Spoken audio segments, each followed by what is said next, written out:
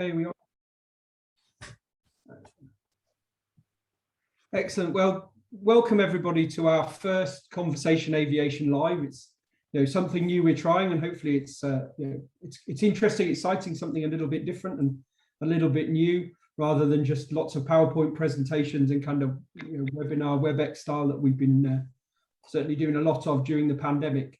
So for those who don't know me, my name's John Franklin. I'm the head of safety promotion at EASA, and I'm responsible for EASA's Together for Safety program that we run now for the last 18 months or so on safety promotion, and particularly over the last, certainly since May, we've been running this Ramp Up, Be Ready, Stay Safe campaign. That's then part of this activity where we're trying to kind of have a coordinated approach to sharing challenges and solutions across the aviation community. For these Conversation Aviation podcasts, we've been doing it kind of with three of us as hosts and coordinating all the activity. So Chris Drew, unfortunately, from Oliver Wyman, can't be with us at the moment, but the other host, Claudio, do you want to introduce yourself first? Hi everybody, my name is Claudio. I am the head of the TC Alliance, which is a collaborative group of aviation training consultancy organizations.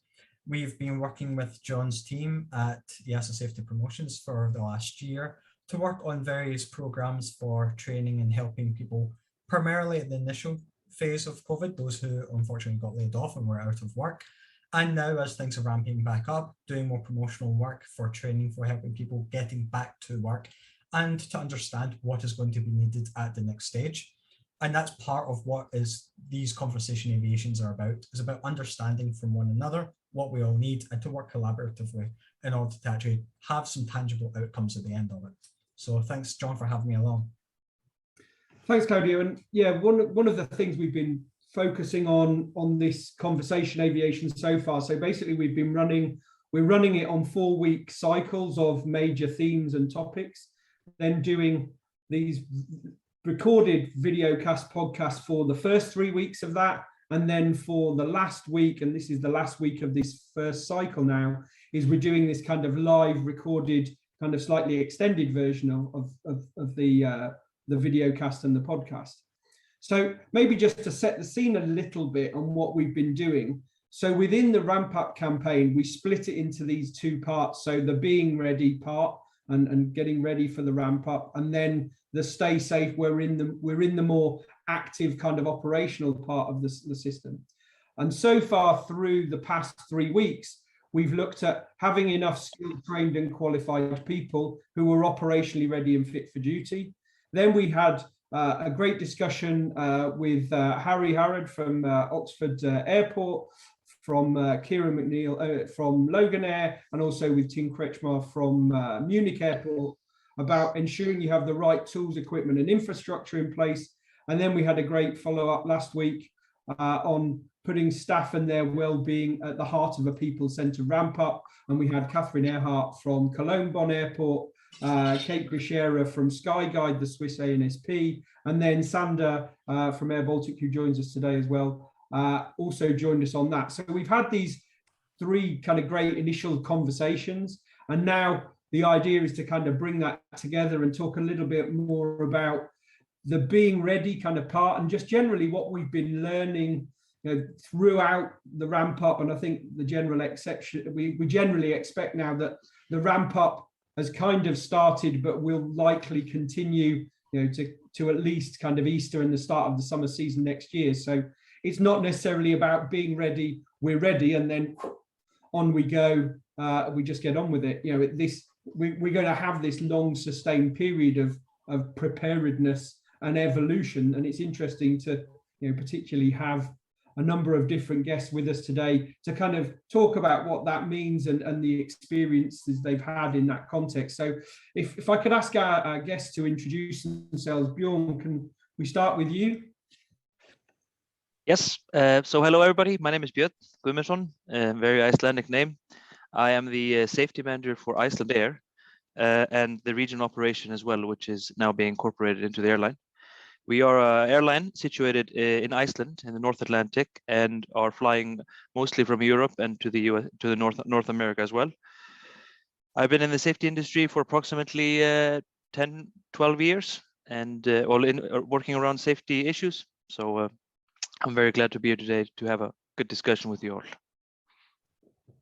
Fantastic, thanks Björn, and great to see you. And actually it was great that the first business trip I got to do was actually to the Icelandic Safety Symposium, and to spend some time with Björn and his team up there at Icelandair and other stakeholders in Iceland. I felt very lucky that was my first business trip. So Sanda, perhaps you could introduce yourself next. Sure, thank you, John, and hello everyone. It's my pleasure to be here today. So my name is Sanda. I'm HR business partner at Air Baltic, which is national carrier of Latvia. And I am HR business partner responsible for flight operations department, and that includes pilots as well.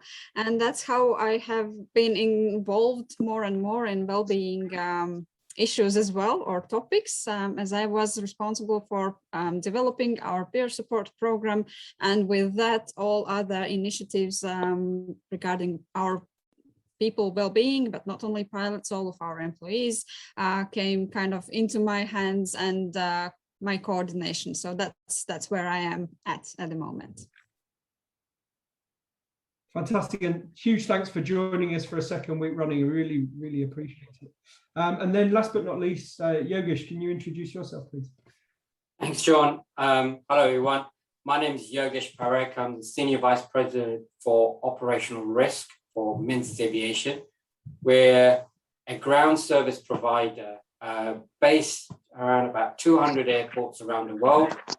My role is predominantly to lead, direct and support all our operational risk teams that are helping our staff deliver a good quality service.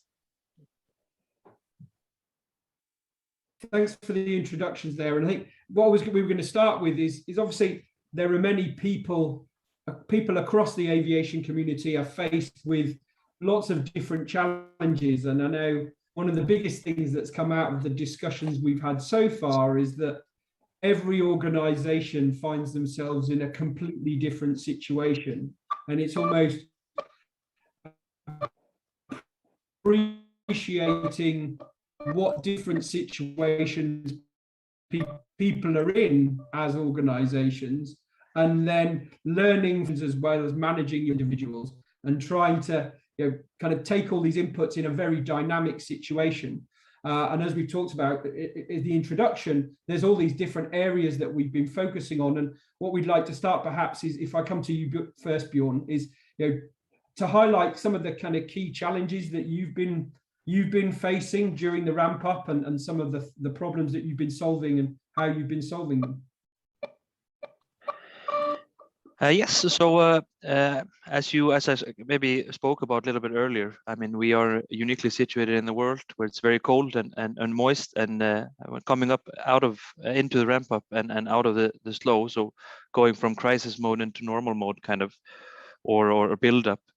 We have been, had many challenges, for example, with storage programs of aircraft coming out. So as you guys probably are familiar with, aircraft are not designed to be stored in cold and humid places. They're supposed to be in dry and hot ones. So we've had some issues with aircraft coming out of storage as well, being stored here in Iceland. Of course, as well, focused around the topic of here today, we of course are looking at individuals within the organizations and at different paces. So some people have been working through COVID and have been on this long sprint and are completely exhausted, and others are coming back from furlough and are very fresh, coming back and very motivated to start a build-up. So we have these 2 points of view, and me and John have spoken about this as well. I believe you had another story about a maintenance organization in Scotland, I believe, or something like that. We are facing the exact same issues where we, for example, our camo has been working around the clock. So our continuous airworthiness maintenance organization has been working around the clock for all of these different operations that Icelandair is undertaking under these strange and different times. And then you have individuals coming in as well, new, and are very motivated for the build-up. And so we have to kind of attack the problem from a different pronged approach, I guess. So we started with a health and well-being initiative within the organization itself, inviting all the individuals, pilots, ground ops personnel, maintenance workers, and everybody within the organization to these lectures. For example, sleep lectures, how to keep your routine, burnout discussions, and open dialogue about the situations in the office and the plans that are being made, and interpersonal communication, so that we do have many types of gateways for communications within the company to let us identify problems that are arising with getting ready and building up after this kind of very strange period that Icelandair and the industry has kind of gone through. So we have solved it in numerous ways, like I said, with some initiatives, but we thought we would have to take it to another level as well. So we got the corporate board of the airline as well involved, and they started a health and well-being and safety committee within the board, where they review the certain key areas and concerns before every board meeting, to kind of from the top down investment in the people and what's going on, and having an open discussion about resources, burnout, and loss of operational expertise, as the industry has had to furlough a lot. And in Iceland, we have the market is growing in many other industries than the aviation industry. So we have lost experienced personnel as well from the organization, going into other organizations with their expertise. So, for example, if we look at an engine expert in the Camo, that takes many years for us to train somebody like that into being very proficient, and losing one or two in a department like that can be quite catastrophic for us in the startup and getting the airline ready to start. So with the board's investment in it, we did the Paul O'Neill approach. I don't know if you're familiar with Paul O'Neill, the former CEO of Alcoa. He had this very strong belief that if the board of directors was involved in safety and took accountability for safety, we would have a from the top down investment, and that has helped us a lot. And people do feel that the allocation of resources is not a problem for us. It's more about having the conversation on where do we need to allocate the resources and what can we do. We've had some success with that, and the reporting culture as well within the organization has been growing now as we are ramping up, and we are very happy to see that. It's a positive sign as well. Of course, looking forward, being ready and getting ready, we are looking into, of course, our winter operations, which is very unique in Iceland, where you can have very strong winds gusting up to 60-70 knots at the airport, which is very hard for us doing turnarounds with ground service equipment, getting passengers on and off the aircraft, for pilots landing and anything from de-icing to the whole operation. So we do before every season, we do an assessment, of course, and try to find out where we can mitigate it and go over all our procedures and planning for that operation. So it's an overall campaign at the organization for us to tackle the health and well-being for the individuals to be involved, to want to speak up to the fields that we are invested in their safety and in their health. And it's early days, I would say, still, because we are still dealing with some effects of the COVID, and even though flights have been increasing and the industry is picking up, we are still dealing with some of the, I guess, emotional traces of the furloughs and all the issues we had during COVID. So it's a combined effort to kind of tackle these things together. So that's the situation, at least at the moment, in Iceland. Thanks, and I guess it must add a completely different dimension when you have the traditional skills and knowledge kind of challenges of people who've been away. And I guess when you add that's one thing when they're coming into a fairly normal standard environment. But if people are coming back into work, and you've got the winter ops and the challenges of some of the weather conditions you have in Iceland, I guess it must add that extra dimension, particularly for the people supporting flight crew training, and similarly just generally on the ramp and around the airport, trying to keep people safe as well and keep the operations going safely.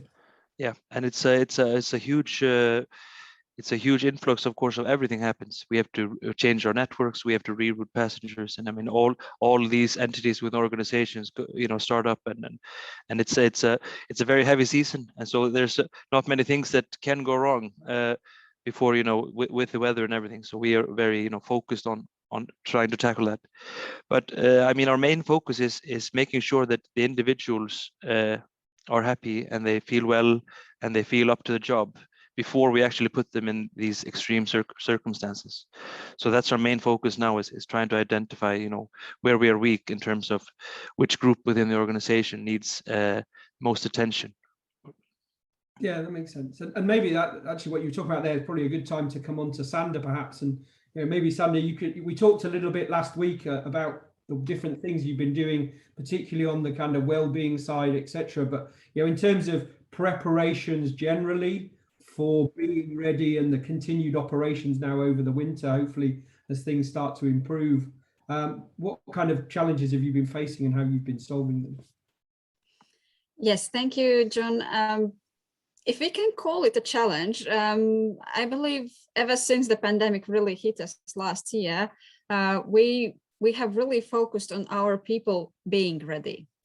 At any time when we have to ramp up, whenever it happens, we wanted to make sure that our people are ready. And what we see right now, one of the very key elements of this has been intense internal communication. And not only internal, also external, but so our CEO has briefing every week online with all of the stuff, and he answers every single question that people have. Anything that happens within the organization, everyone knows. We do not keep people kind of in the dark. We really give them information as soon as we have it. And we did the same with our ex-employees, the ones who we had to let go due to the pandemic. We've really kept close contact with them.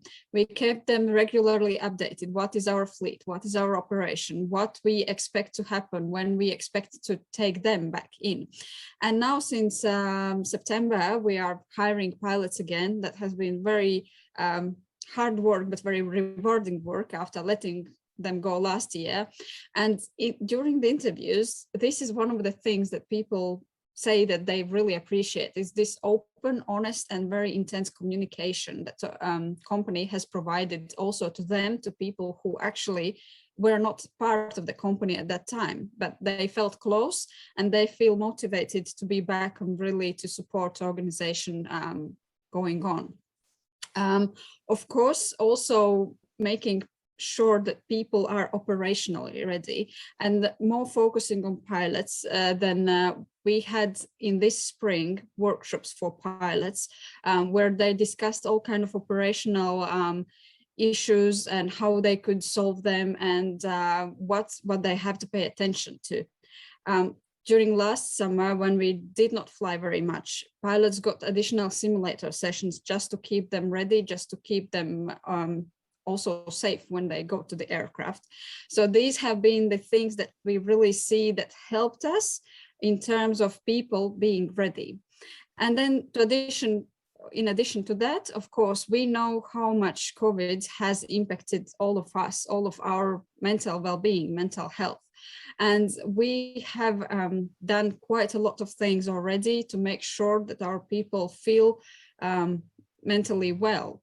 We at least try to open this communication of mental well-being and mental health, because in aviation, it's basically a taboo, something you cannot talk about historically. So now we work very hard to let people know it's okay to tell that you do not feel well, and it's actually good for yourself and for a company. If you early recognize it and tell us, I don't feel well, can I just take some time off or something? And we also have these support mechanisms for people, peer support program, of course, also possibility to speak with our internal mental health specialist and have additional psychotherapist session in their health insurance. So that's all which we as well support people in these ways, seeing the effects of this pandemic on how we all basically in the industry feel, and also outside, of course, as well.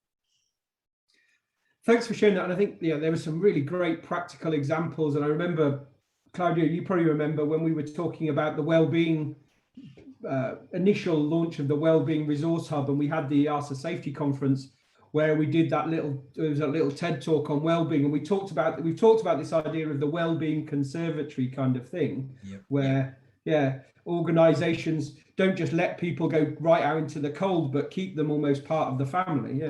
And it's fantastic to hear that larger organizations such as Icelandair and Baltic are actually doing that, because if you don't do that, if you don't actually stick together, people are left in the dark, and that's when they're at the lowest point. And there's a point that you brought up there, Sanda, that you were saying that you even had like psychiatrists and doing like therapy with your ex-employees and people who are doing that. That's beyond amazing, because those are the people who are most at risk.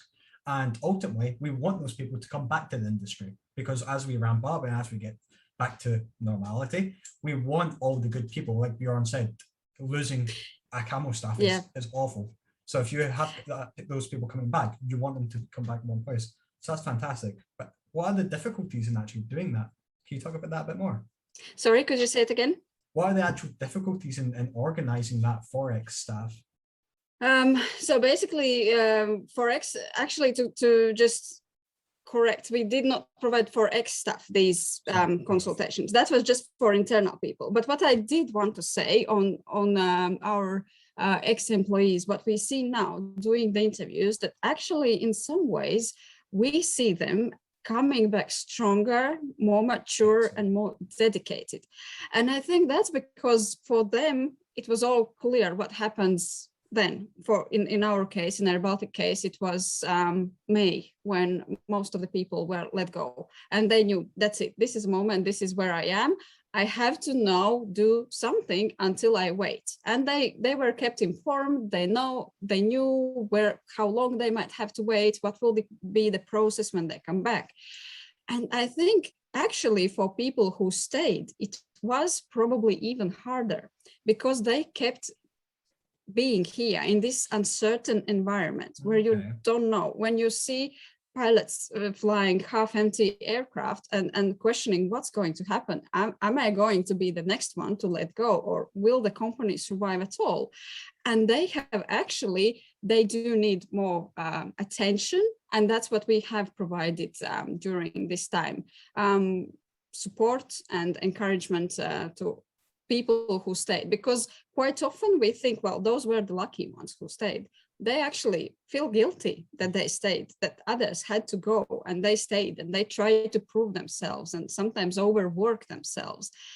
They have all this uncertainty, what is going to happen, when something is going to happen. So that has been the biggest challenge, actually.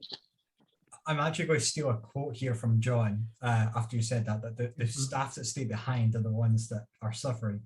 John came up with a quote last year when all this started, that those who are in the industry trying to do a difference are sprinting, and they're sprinting trying to get to the end line, not realizing they were actually running a marathon and they've got a long way to go. So like you said, and we've had this from quite a lot of companies, that those who have actually not been let go, they're working extra time, they're working overtime, they're working a lot harder, but that's also burning them out, because they don't know how long they're going to be keeping that up for. So maybe as well, that's a good point to then bring on to Yogesh and talk about how Menzies are actually dealing with these kind of operations. Thanks very much, Claudio. I mean, it's very similar to my colleagues. We've all been affected, whether it's professionally or personally. So for us, it's about making our workplaces a safe place for our colleagues. That doesn't just mean making it COVID secure. It also means helping our colleagues to be oriented with changes and having a mechanism to keep up with those changes. We live in a world of consistent and continuous change. So we had to try to find a way of how we reduce the noise, but also make sure that the key messages are regularly communicated to our employees. And also there's a feedback mechanism. Our CEO, Mervyn Walker, he created a Ask Mervyn email, so anybody could just simply email if they wanted to raise a question. So it was a great feedback forum that we established.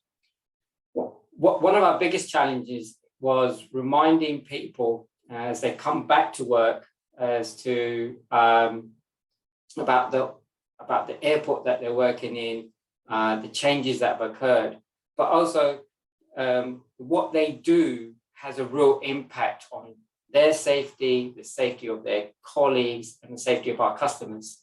So it's really important to us that we kept our messaging simple. We tried to not overload our people and try to keep a easy way to help them make right choices. Every choice has an impact. So making the right choice was really important. Ground service providers, they literally, most of our workforces are blue collar staff, and they work in some of our countries, the same rate as you would work in a fast food outlet. So as when they come to the airport, it's really important. They're dealing with people, they're dealing with very expensive aircraft, and we want to make sure that the messaging is crystallized clear for them. And what's even more, as Björn was saying, is we're moving into winter, so they are working around the clock, against the clock, in all weathers. So it's about making sure we give them a very simple message. In Menzies, we have a Morse code. So if you look at the acronym, M stands for Menzies. It's just reminding we've been here since 1833. We have a great reputation for safety, and it's coaching them to make sure that they help understand that. We operating. So if you take the next letter, operating, so we design procedures that keep them safe. So it's helping them to remember those procedures are there for a reason. It's about responsibility. So it's about making sure that they're empowered. If they see something, they say something. And it's about making sure they work effectively as one team. So the Morse code is something that we ingrain our people through induction, refresher training, and consistent messaging, so that when they are faced with difficult challenges or unusual circumstances, they've got a code that they remember of how they work and help them to make the right decision. Every decision makes an impact. For our managers, we've been helping them in giving them coaching skills. So it's really important that it's not compliance, it's coaching, and we help them to understand what are the signs of issues, whether it's mental health issues or fatigue issues. So we've been delivering this training out to all our leaders. So this starts from a supervisor all the way up to the managing director or the CEO, and we've been making very good progress with that. But it's also providing tools to our employees that have access to mental health hubs, which are relevant for their country. That gives them access to counselling, gives them access to tips. So it's about giving tips to people, not lectures. It's about making sure that they've got really useful things that they can take away and use. But other challenges that we faced, and I mentioned about the constant change. As we have a global footprint, we see legislation in every country is different, particularly with how they manage COVID because of the challenges, whether it's not enough sufficient vaccination, or how people, the rules and regulations that they bring in. So it's very, very different. So with those, our customers have been having to change their schedules. So historically, pre-COVID, we had to airlines used to change their schedules twice a year. So you had a winter schedule and a summer schedule. We now change our schedules twice a day. Aircraft changes, whether they get cancelled or whether they've, some of our customers are looking to ramp up, or they just change from a small aircraft to a larger aircraft, which then requires our teams to make sure that we have the right people with the right skills at the right time. So that's been a challenge for us. So we've been looking at how we plan, how we manage the planning, how we're in constant communication with our customers and the airport to make sure that those changes work for everybody, so that we can have the equipment in the right place when it's needed. But the biggest challenge, I guess, for the industry is the labor. We've never seen it. I've been in this business now 32 years and have never seen where, people used to have queues to work at an airport. It's the opposite. There's a real labor shortage out there, not only for ground service providers, but also for the wider aviation community. So it's about how we recruit, how we train, and actually develop people. One of the things that we can offer as a company that has a large footprint around the world is opportunities. So it gives people opportunities, and we encourage that for our management teams. So that's been a difficult challenge, and I think it's going to remain a difficult challenge. Hopefully at some, we will see some changes in that. But the other operational risk, if I may say so, is airside driving. So, practical examples for those of you who've been on furlough, who've been working from home for some time, and the first time you drive your car, you feel, oh, okay, this is different. And you get used to back into that rhythm. And you've got to think about ground service providers. They are working around the clock, against the clock, with heavy pieces of equipment against very fragile aircraft. An aircraft fuselage, the skin, at the thinnest part of the aircraft fuselage is 3 millimeters. So, you could do some serious damage. So it's about empowering them to, stop, think, and do. It's about empowering them to have if they feel unsafe, they have the opportunity to say, to stop, call their supervisor for assistance.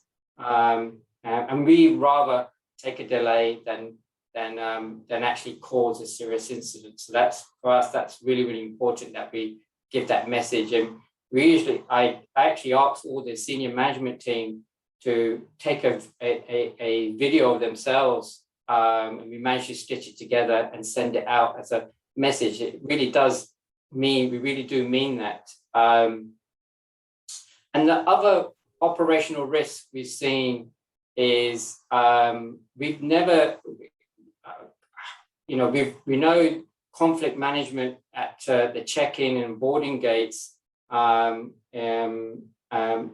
What we've seen is over certainly for this year, the number of reports that we're getting with unruly passengers. That's because they're confused. The regulation changes. So if you've got a passenger, you've got to make sure you've got your COVID vaccination. You've got to make sure you've done your PCR tests. You've got to make sure that any of the country immigration rules, which change frequently, and as they get to an airport, and if it's congested and you're in a queue and you get to the check-in counter and you realize actually you don't have some of that documentation, unfortunately, you're not able to fly. And we've seen a number of occasions where there's been some violent interaction. So for us, it's about giving that messaging back to our staff, to try and calm down that situation, giving them more conflict management skills, and also helping engaging with the airport authorities to see how we can calm down the situation when it does occur and provide support back to the passenger. It's really important, as they are in a confused state. So it's about making sure that we really try and make their experience as pleasant as possible. And then the other big thing for us, you've probably seen in some countries around the world. So, for example, in some airports in Australia, they mandate vaccination. So if you're not vaccinated, you can't work. We know in some Canadian stations they're doing the same. So it's in making sure that we are able to, where we can, make that available to staff, so we allow them time to go off and do the vaccination. We make sure we're flexible enough to support that, or even providing some wherever possible.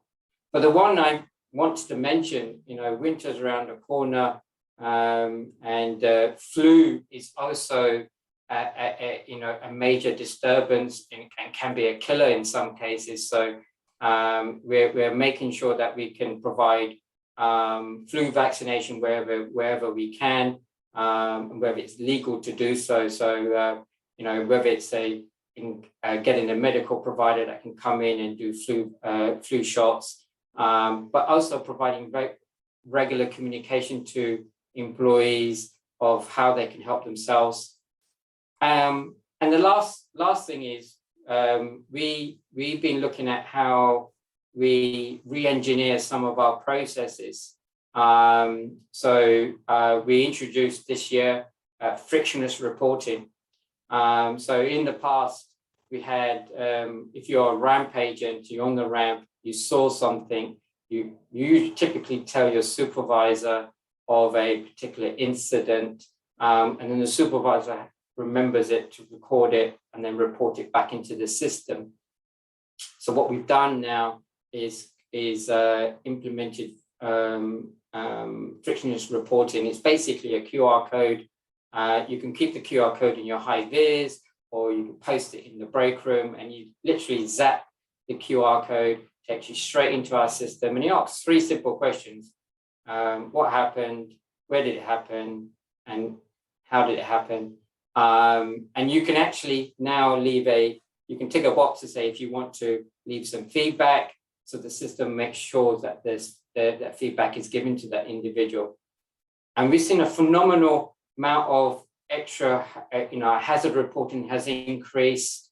And these are in some of the countries where hazard reporting has been quite challenging in the past. So we've been using technology to see how we can reinvent or streamline some of our processes. And the big one for us is gamification. What we found is, as customers are sending lots of different policy updates or procedure updates, we're sending lots of messages. How do we simplify that message? How do we make sure it sticks in people's mind? So we're using the science of gamification to really allow people to only, if they have an important safety briefing, they, rather than a read and sign, they're invited to play a game. And the game gives them some rewards. It's quite competitive. You can play against all your friends and colleagues, not only in your own station, but against colleagues around the world. We call it unlock the code. So there's a leaderboard, and if you're able to win, answer the most questions in the least amount of time, you can then go to the top of the leaderboard and unlock the code, and you win a prize. And what we found was the memory recall of a particular topic that we want to get across is higher. People remember something because it's fun, it's engaging, and it's really allowing them to kind of keep at it, to be at the top of the leaderboard, but subliminally driving that message in the back of their mind. So Yeah, those are some of the challenges that we face and some of the techniques and processes that we've adopted to try and mitigate those. Yogesh, thank you very much for that, because that was very comprehensive, and hopefully quite a lot of operations can actually learn from this and learn from what you'll actually be able to implement. And there was so many questions that I had in my mind as you were talking about, then it kept on going. I was like, oh, that's interesting, that's interesting, that's interesting. So forgive me if I forget some of the questioning, but bring that back to one thing that I would actually like to point out, is that all three of your organizations have one thing in common. This is what I'd like the public to actually realize, is that from the top down, from operations, from management to front-end employees, you have a clear communication level between you all. And that's something that's missing in quite a lot of organizations, is that they don't have that level of communication. And by having that level of communication, you have seen a positive impact and positive productivity. Björn, you actually mentioned that you've actually seen an increase in the reporting culture. Through that increase in reporting culture, is it just, if you don't mind me asking, the kind of normal mandatory occurrence, or is it actually about their own well-being and other types of reporting as well? Well, I mean, what level has it actually been increased? So it's a fantastic question, because this is something we think about all the time. Is this something that we have to be reporting, or is this a voluntary, action? Is it individuals letting us know about something that they don't have to do, in a sense? So we do have seen a big increase in that part of the reporting culture. The letting us know of potential hazards has grown, and for many individuals coming back, for example, cabin crew, they are so happy that they're back flying, and they're so motivated that they're straight out of human factors or SMS course at the company, and they just want to contribute to this build-up and a safe environment. And we're getting fantastic feedback from both flight deck and cabin crew. But like Yogesh talked about as well, in ground ops, we do see a lot of staff turnover as well. So we have a lot of new individuals that have a new vision on it, and very excited to start taking part in the system. Then we have other individuals that work for the organization for 30+ years. So we're trying to make sure that not to state it incorrectly, but we do have individuals that have worked for such a long time that sometimes the tendency is that it's this, we've always done it like that it kind of translates over to these younger individuals. That's something that we're breaking down. But the culture overall is showing some positive signs for us, and we are very open about it, and on reporting on issues that are related to the ramp up as well. So insufficient allocation of resources in corroboration with our plans of new destinations or heavy maintenance or whatever we're planning to do. So that helps us as well, and for our management to kind of kick it up on the highest level to make sure that it's addressed right away. So we've had some success with that, where we've responded to individuals right away and made some changes, and that has helped us as well, spread the word. As well, we have there's so many things that we heard about today about like Air Baltic, about having support for the individuals within organizations, so that we do that as well. So we've have had good feedback from our staff as well, that they have gone and talked to a psychologist after being furloughed. Amazing. They have gone and talked about issues coming back, and we are very lucky to have all our simulator facilities here in Iceland owning the simulators. So we do encourage all the pilots to do extra simulator sessions as well, anytime they want, or anything that they're insecure about. Same with door training for cabin crew and so forth. So at least early days, like I said earlier, but we are very positive about this ramp up, and we feel that we've done our due diligence and kind of getting people being ready, and main focus being on that they're actually feeling safe. So if we do a Maslow analogy, that they have personal safety, they feel that we care about their personal safety. Can I just add to that? I think it's also one of the things that we've tried to do in our organization is allow people to put their hands up and say, I'm a bit uncomfortable driving that piece of equipment, or I'm a bit rusty, and that's fine. That gives us opportunity to do some more coaching, give you more opportunity to practice. One of the things we're looking at is augmented reality, see how we can use that technology to help people practice more, a bit like your pilot simulators, but not as sophisticated as to what they use. But it's great. It allows people to orient the hazards in front of them in a very safe environment. But one of the things that we've seen from our own reporting protocol, we launched a campaign called M-Drive, so it's Menzies Drive. And it's about, we looked at our data bank of incidents over the last 5-6 years, and looked at what are the key controls that crop up all the time. And we crystallized it. So we crystallized it into an acronym called DRIVE. So we look at distance, about what we need to reduce, what do we need to identify if you're the operator, what are the things you need to be aware of through vigilance, and then what are the things that we must make sure we eliminate, we do not do. And we crystallized it into that acronym. And we've done it for every equipment type.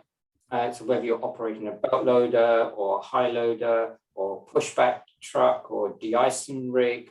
So that it's just 5 key things that you should always remember. And we coach for it. So we have an app. It allows us to provide that coaching. And then from that, we see where people do things really well, and then, or where things actually they don't do so quite well.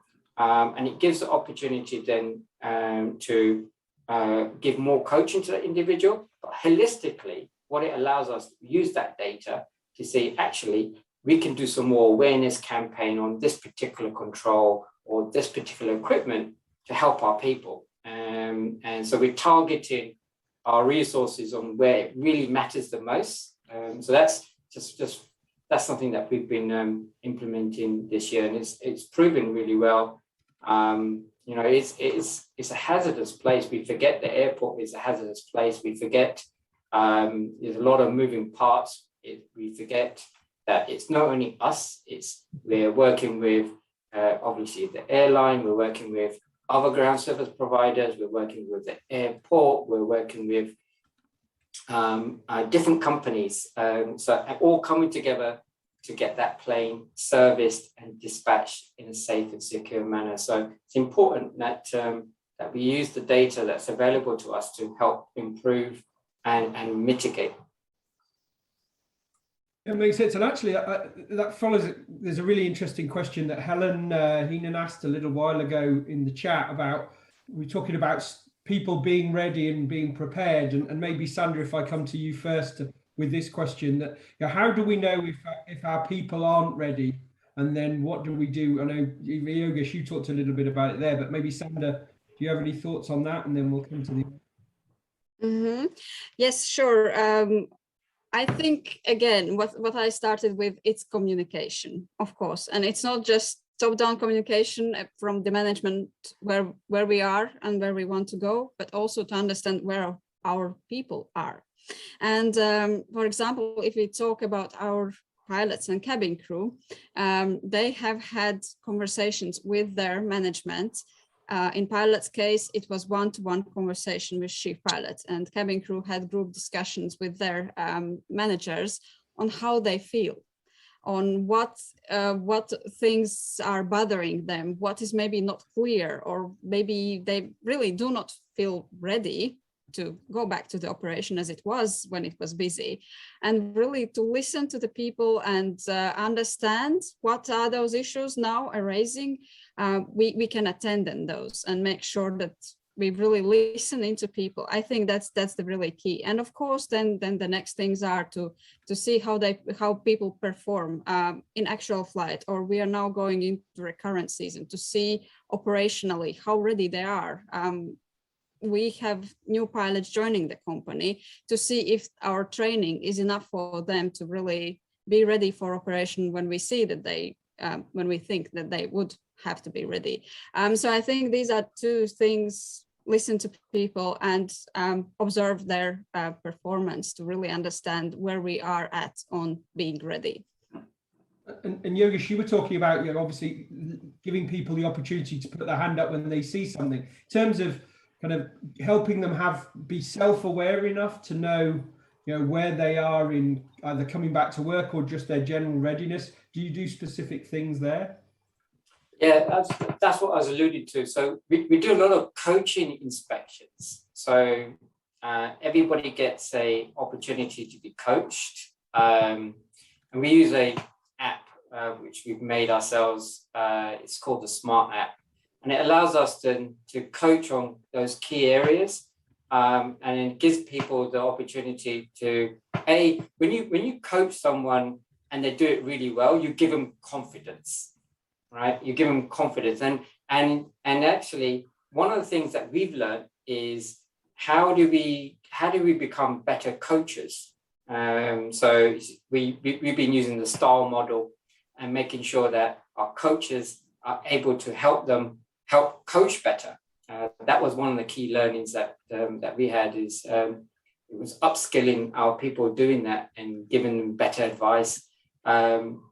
And what we found was people actually did say to us, actually, I need to do a couple of more practice on this task. Or if they had a question, I can explain on our checking or boarding gates, when COVID first hit out, there was a lot of temperature checks or different types of different communication. So even our staff, every day they came in, something changed. So we had to make a way of feeling them comfortable for putting their hand up, asking questions. And we have in most of our locations, we have what we call town halls. So you can just pop up. They're predetermined times. You can ask any question you like. And often that's been really useful as well. As my colleagues have said, communication is so critical, and it needs to be two-way. And you've got to listen. You don't always get it right. So you've got to be able to say, actually, they're right. That doesn't make sense, because some of the things that we do, thinking it's the right thing to do, has an impact. So it's also listening to them and then taking it back and actually thinking, hey, you're right, we need to go back and address that. So two-way feedback is critical and key. And it's been interesting, actually, we've had a few comments, just people so impressed with what you've all been saying about the top level communication down and the different communication channels you've opened up in your organizations, and hopefully people watching this afterwards as well, and in the summary we're going to write a quick summary of this as well as an article and with the key points, and hopefully there's a lot of learning points for other people in the benefits of this type of communication. I don't think I can't see any other questions specifically, Claudio, but maybe we come before we finish is maybe have you got a last question you want to ask each of them, just to kind of round things off? I know you like to put people on the spot at the end. I do like to put people on the spot. First of all, if anybody else does have any other questions, please do just jump in and ask. Other than that, how I'd like to put people on the spot is by actually having you ask each other a question. So if I actually start off with Sanda, and then if you actually, maybe from the experience you've had with each other, ask us a question to each other about your operations and how it's maybe helping impact each other. So Sanda, one of the things that you've impacted a lot on is peer-to-peer support, not just for pilots, but for all operations staff, all maintenance agencies, everybody within the groups. Can you maybe talk a little bit about that, and then maybe ask a question on to Björn, who will then ask a question to Yogesh to finish off. Okay, thank you very much, Claudia, for the challenge. Actually, we have our peer support program for all of the staff. As of August, every one of our employees have access to this program. It's not really being something that is very active in terms that people do not come yet as actively to ask for support, which is still this building trust and opening up the discussion part. So our peer supporters are more working with this part at the moment, just encouraging people to really come for the support. But we do have system in place. We have trained voluntary peers who are ready to support each employee group as needed. And maybe I will have then the question for both Björn and Yogesh, the same question. Have you noticed that there is a need for these kind of programs, like peer support program or any kind of support in your organizations for all of your staff lately? Do you see that really this COVID effect is taken so harshly on our employee well-being and mental health that organizations have to really pay attention to providing support? I can take that first. So peer-to-peer support is probably the best support. One of the things that we've noticed is, if your manager approaches you, you're kind of protective.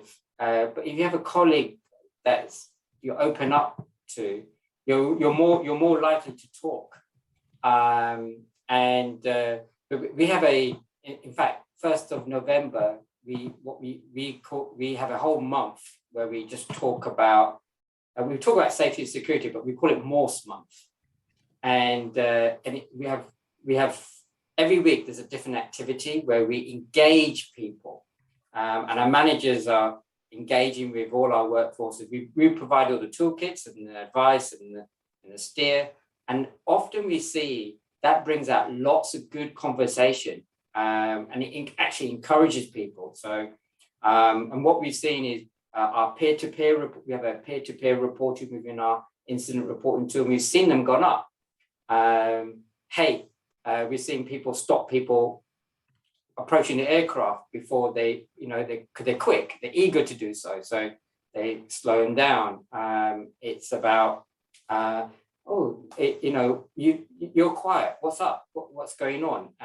And it's about encouraging that. So fundamentally, it's very, very important. It's very good. It's a good culture as well. It's to be able to encourage everybody to talk, speak, and be open. And we know that some people are a bit uncomfortable talking to managers, but talking to their peers is really, really good. And the last point I wanted to make is the key people in our operation is not our managers, it's our supervisors. You've probably been working when you had a supervisor. Your supervisor was someone that you look up to, someone that manages the team. Is that person is the team coach.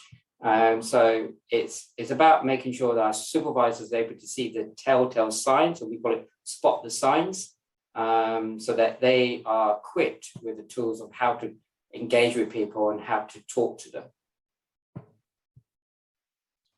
Oh, Yogesh, now you have to actually ask a question to Björn. Now you have to lead it on. Something your organization is maybe needing help with, or somewhere you found it. Sure. I mean, from an airline perspective, it's great to have an airline, but how do you see do you see your flight schedule stabilizing?